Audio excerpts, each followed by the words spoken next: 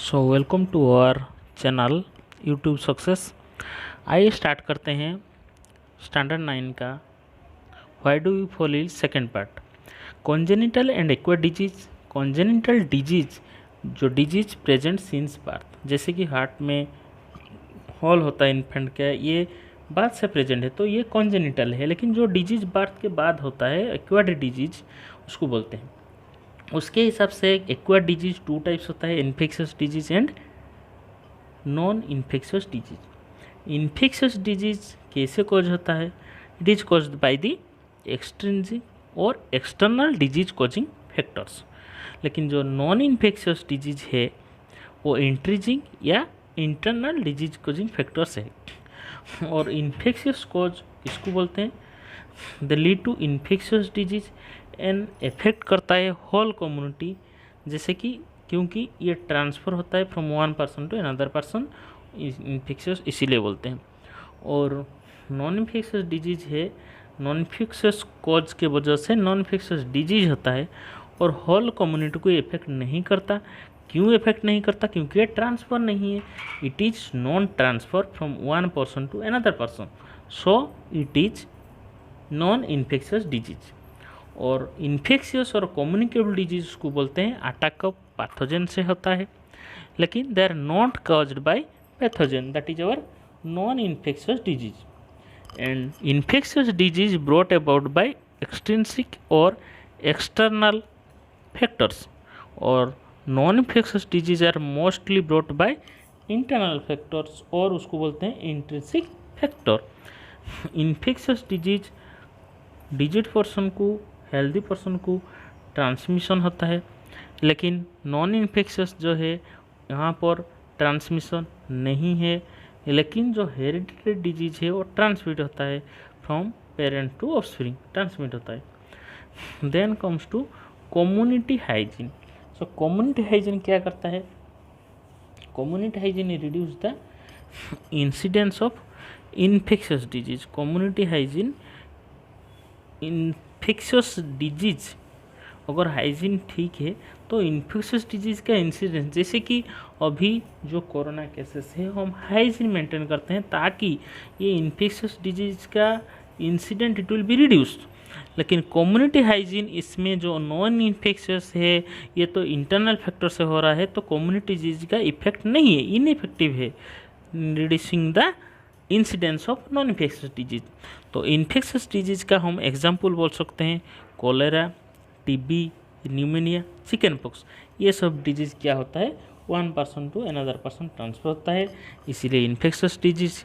Non infectious disease का example हम बोल सकते हैं high blood pressure, heart disease, cancer, ये सभी है। तो इन्फेक्शियस जो एजेंट है, द पैथोजन या माइक्रोब्स जो इन्फेक्शियस डिजीज करते हैं उनको हम क्या करते हैं, बोलते हैं इन्फेक्शियस एजेंट बोलते हैं। तो अंडरस्टैंड कैरेक्टर इन्फेक्शियस एजेंट का क्या क्या कैरेक्टरिस्टिक्स है।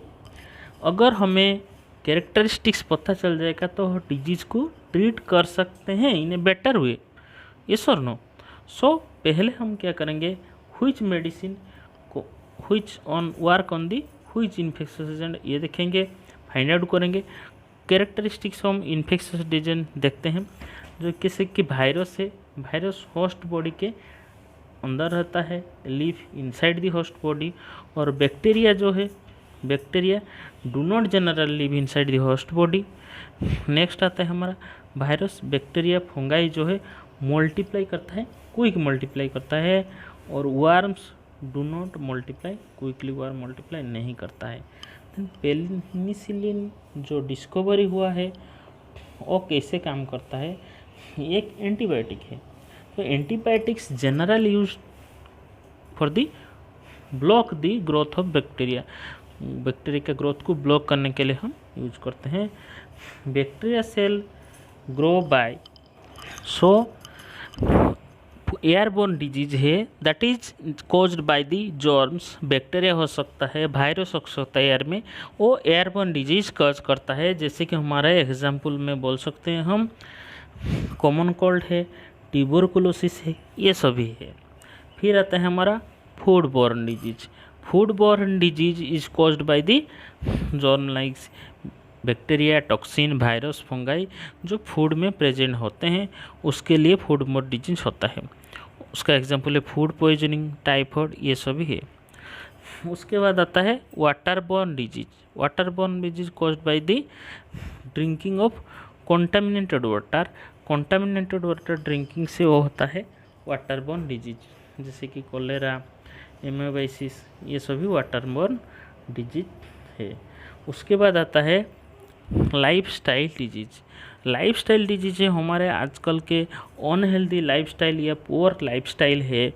So due to this is lifestyle disease accord, जैसे heart disease and diabetes are the lifestyle disease. Then comes to our vector-borne disease.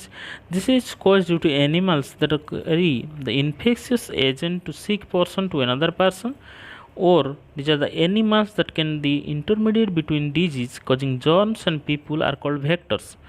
Malaria, dengue, fever. So these are called vector-borne disease. That means there is a vector is there. It may be animal or other, that is the vector-borne disease. Then sexually transmitted disease, it is transmitted by the sexual contact from one person to another. It may be AIDS or syphilis.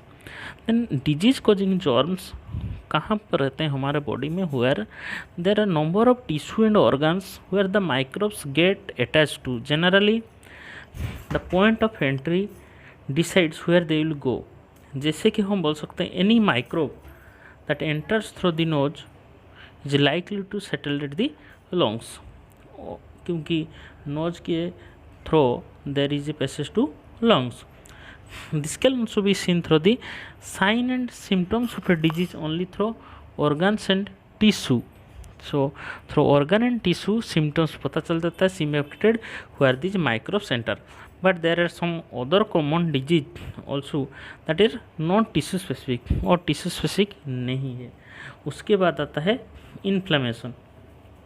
Our body has immune system which creates the cell that can fight against the disease causing germs. This process of recruiting cell to kill the infectious agent present in our body is called inflammation. Inflammation क्या है, क्या बोलते हैं हम, our body का immune system है, जो immune system क्या करता है, which create the cells जो fight against the disease causing germs, तो उसको इन्फ्लामेशन प्रोसेस जो है different effects on our body, क्या क्या हो सकता है, फेवर हो सकता है, स्वेलिंग हो सकता है, ये सभी इन्फ्लामेशन है। ओके, सो हम बोल सकते हैं कि likelihood affected by disease determined by the immune system of our body, उसके लिए। फिर आते हैं हम ट्रीटमेंट कैसे होगा, how treatment will taken place, कैसे ट्रीटमेंट हो सकता है, क्या क्या प्रिंसिपल ऑफ ट्रीटमेंट क्या क्या है। जिसे कि देखते हैं, हमें जो ट्रीट करते हैं कि इन्फेक्शियस डिजीज है उसको ट्रीट करने के लिए बहुत सारे तरीके होते हैं, by killing the infectious agent और by reducing the effect of the disease और reducing the symptoms. We can reduce the symptoms in the following ways. कौन कौन से तरीके से हम सिम्टम को रिड्यूस कर सकते हैं, जैसे कि हम taking rest to conserve energy so that our immune system can fight against the disease। हम रेस्ट लेंगे so that हमारा एनर्जी क्या होगा, डिजीज के साथ फाइट करेगा।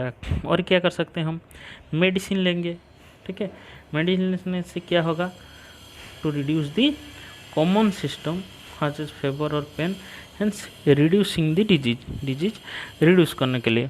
सो we can kill the infectious agent in our body, कैसे किल कर सकते हैं, following way, by taking medicine that can kill them such as antibiotics, antiviral medicine, ये सभी है। Antibiotics are not effective against virus, antibiotics जो है virus के अगेंस्ट में इफेक्टिव नहीं है। देखो, antibiotics work on blocking the biochemical pathway that are important for bacteria. देखो, बैक्टीरिया का जो बायोकेमिकल पाथवे है उसी के